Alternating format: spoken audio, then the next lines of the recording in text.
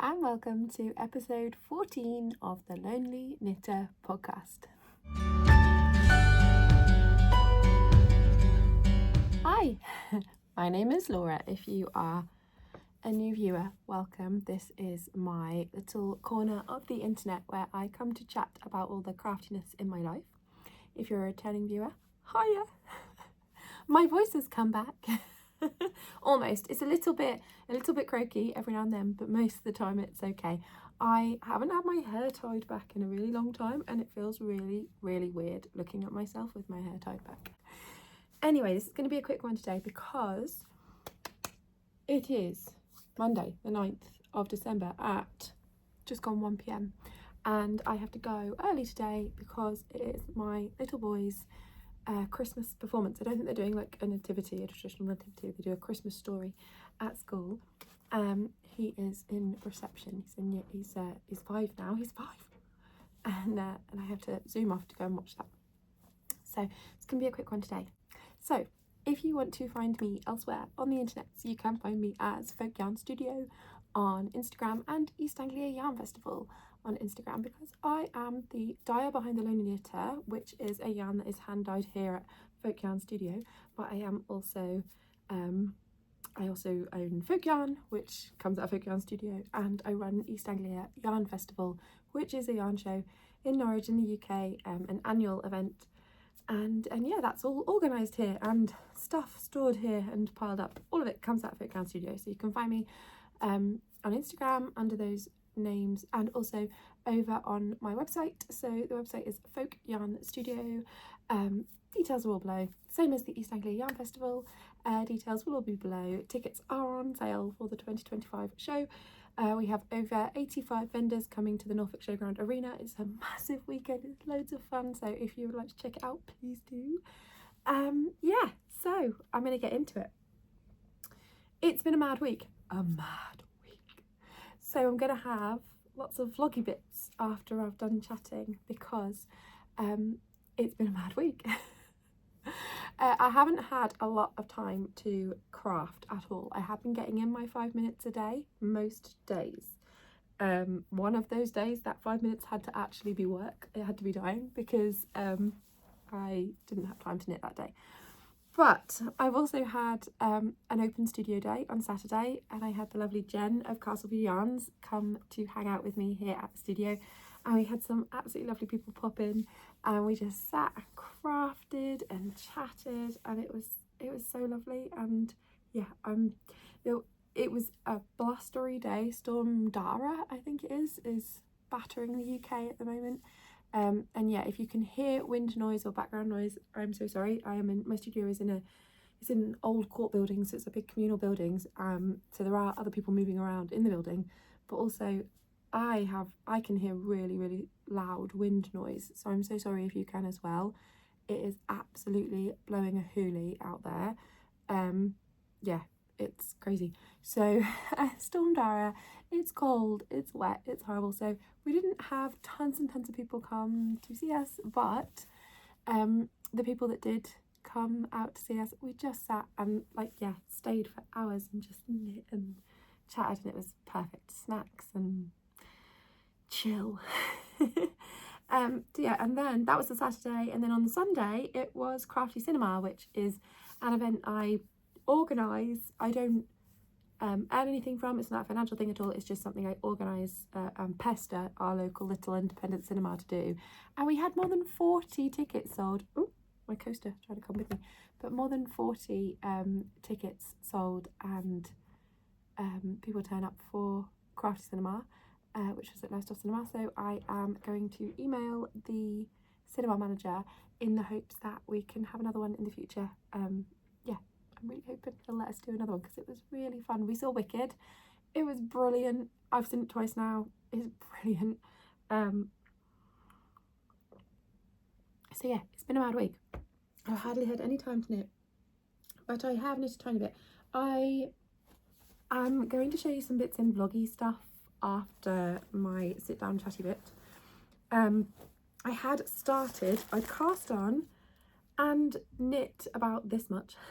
I'd cast on, I don't know, I called cast on as well, and knit about this much on the start of a shawl idea I had out of my Giddy Yarns advent for this year, and I've ripped it out because the needle size wasn't right, the shape wasn't right, the cast on size wasn't right, everything about it was making me cross.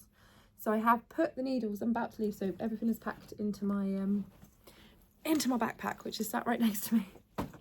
But I have my needles in the backpack so that I can cast on again this afternoon, because after the kids get home from school today, I'm going to take them home instead of coming back to work for a change, because they come back to work with me a lot. So I am going to cast this back on and get cracking on it again. So the Giddy Yarns advent has been stacking up in here, and I'll show you a little picture after all of this of the colours so far. My scrappy swap advent that I do with my friends is somewhere in here. Can you tell that I was in a rush and have not really prepared myself? I am making paper chains. I can't even remember if I was doing that last time. I feel like I was, but I haven't opened. I'm not up to date with opening because it's the 9th today, and I have 1, 2, 3, 4, 5. I have 7, so I have 2 more to open, which are in my other bag. Again, I'll open them later and put it all on the screen. But I have 2 paper chains knit, and I feel like this is what I had last time.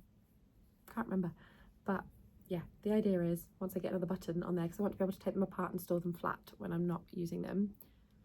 It's not focusing. There we go. So I have 2 done of those, but I have made a few which I have put away because then I realised that I can't be making everything right now. I've made a few in some brand new folk colours which arrived this week. Just a big scary thing for me, very scary thing. But this is going to live with me so that I can actually work on it and these happen, because I wasn't going to make anything. I can't remember if I was up to date, if I decided this last podcast or not, but basically last episode or the one before, I had decided that this scrappy swap advent that I do with my friends, I was going to just stack up these little scraps, and in January sometime I was going to make a cowl or something else fun with them. Changed my mind completely because my friend Julia was doing a crochet version of paper chains with hers, and I just decided I was going to do a knit version and made it up on the spot, and I've started making one. So yes, paper chains. And this one is living in a Duckpool Lane bag that I've had for ages, that I got in a swap. I believe I got it in a swap ages ago, and I love it to bits. So this comes out every Christmas. And then this, the Helen Giddy Yarns advent, this is actually going to move into another bag when it arrives. So I think I said last time I ordered a Craft House Magic bag, which this will go into when it arrives. But this is currently living in a So Can Jo bag, which I did a collaboration with Jo a couple of years back where I dyed yarn and then I think wholesaled bags from Jo to go with the yarn. So it's living in there, which I love that bag. It's got nice big handles. And then I already got this project out and put it in front of me. I cast on something new. I know I have no business casting on something new. I haven't even I need to crack on with my striped socks because my advent striped socks are nowhere further from last time, which is awful. But I cast on a new project because I'm an idiot, but also because I dyed up Wicked yarn, or yarn inspired by Wicked, to take to Crafty Cinema Night and knit on there. So I have dyed up Wicked yarn, which I'm going to show you in a little while, but I'm going to show you in the skeins in a little while. But I then cast on Tin Can Knits World's Simplest Mittens. I really like this mitten pattern because they work up so fast, and it's a free pattern on Ravelry. I don't know if I don't know where else it'll be, but I'm assuming on the Tin Can Knits website. And then they also have an app as well, so if you can't use Ravelry, there's lots of places you can get it. But it's a free pattern, at least on the Ravelry one. And I have made myself a pair of mittens as a sample, but this is where I've got to. Now, I cast these on and knit the cuff of the first one on Saturday evening, literally just that, and then went to the cinema, and I came out of the cinema with one mitten and I think to here, like to where I was ready to split off the thumb on the second mitten. And then I sat up last night and finished the second body. So now I have 2 thumbless mittens, and I have started the thumb on this one, and I'm just doing plain green thumbs. They are 5 colour stripes. This is not self-striping yarn. This is mini skeins, and I have 1,000,001 ends on the inside to weave in. I do usually weave in sometimes as I go, sometimes, but I don't on these, because when I've done it before, I've ended up with big chunky ridges, or I can just feel it too much, and I'm going to do a little wonky bit of weaving with my needle instead. So yeah, I love them, and they are 5 colour stripes, and I am currently working on the first thumb, and then when that one is done I will do the second thumb, and I am not going to touch any other project, no advent stuff, no nothing, until I have wearable mittens, because my hands are cold, because I'm having all these circulation problems and stuff. It's been the year of many health problems, and circulation is just one of the little ones. It's fine, but the inside, I mean, I might leave the ends just flapping about on the inside for extra warmth, because, or at least the excuse will be extra warmth, but actually reality is just that it is a full-on going on the inside. I didn't want to carry it up the inside. I mean, 5 like there to there, that would have been what I was carrying it up. It's too much for me. I'd catch my fingers on them, it would annoy me, but I do love how it looks without the ends. It's not focusing. There we go. Anyway, so almost finished mittens, so hopefully I will finish those later. You never know, I might finish them before I finish recording all the little bits I wanted to put with this little episode to go into the vloggy bit at the end, and you might see them finished, probably not. Anyway, they are living in a bag that is new to me, because when Jen of Cosby Yarns came to the studio on Saturday for our little opening day, she covered my counter, like I got to bring yarn and any bits and bobs, and she filled up the counter and it looked beautiful. I've got some video, I will put it in, and she had some bags, and there was one bag that I really liked. It was like a Christmassy woodland creatures bag. It was gorgeous, but my friend Jess came along too, and she actually came a little bit early and helped us set up, and she really liked that one as well, and it was a very special birthday for her this week, and we had decided the whole week is a birthday week, so she needed to have first dibs, and she did love it, so that's fine. I know that if I had given her that much of a vibe, she'd have let me have it. I'm not going to do that to her. Excuse me. However, Jen had some other Christmassy bags, she had some other sort of festive bags, and this was one of them, and I love it. It is mittens, and as I'm making mittens, I've put my mittens in my mitten bag. And yeah, they are Christmassy mittens. There's snowflakes, and some of the mittens have little trees on them. But I will use this all year round, and yeah, and I like the fabric on the top, and it's just lined with like an off-white, very light grey colour on the inside, and it's a drawstring. And I love the big wooden beads on the drawstring. So yeah, new bag, yay! And it's got wicked yarn, making my wicked mittens inside, which are very nearly finished. So that is the majority of my knitting for the past week, and it was in like the it was in the evening pretty much all day yesterday. Pause for a minute, and my extractor fan is now going off, so if you hear that in the background, I'm so sorry. So the next thing I was going to show you was the wicked yarn, which I have all of everything that I have left in a big basket. It hasn't gone on the website yet because I haven't had a chance to take a picture of the actual colourways, so I'm just going to show you what I made. I really wanted, this is a DK set, these are all of them in the basket, but I have got individual ones. I have DK set, and I have a sock yarn set, and then I have individual skeins.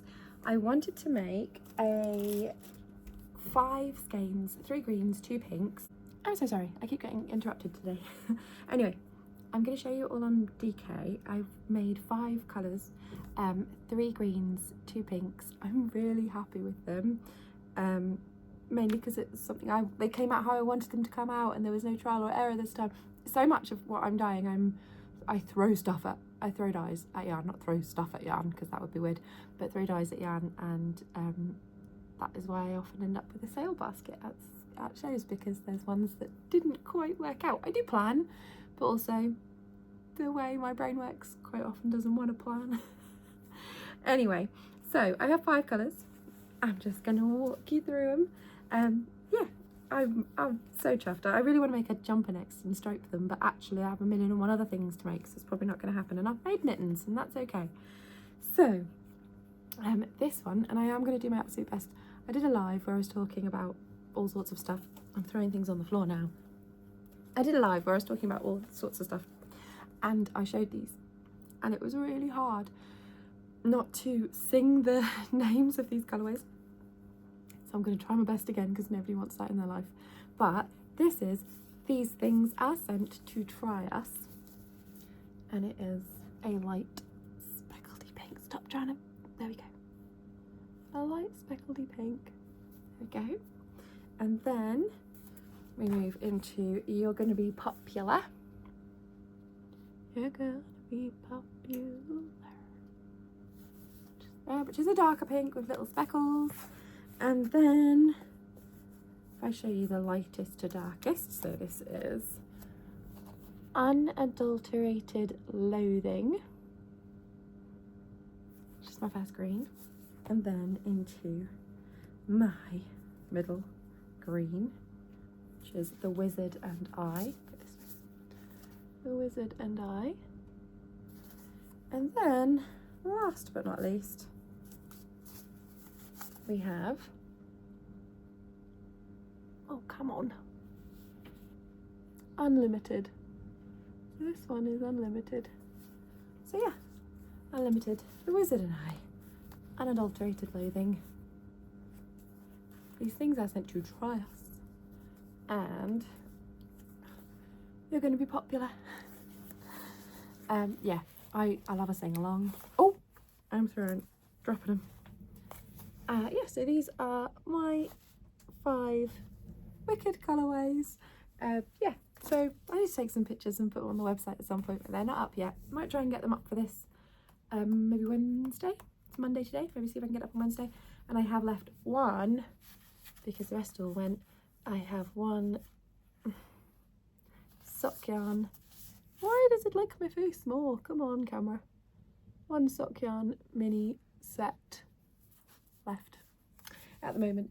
I'm not saying it's not something I would bring back. I wouldn't bring back. I would 100% bring it back. I love it, but we'll see how that goes. See if anybody is interested. I might take them to Waltham Abbey if I get the chance to re-dye anything. I'm not sure.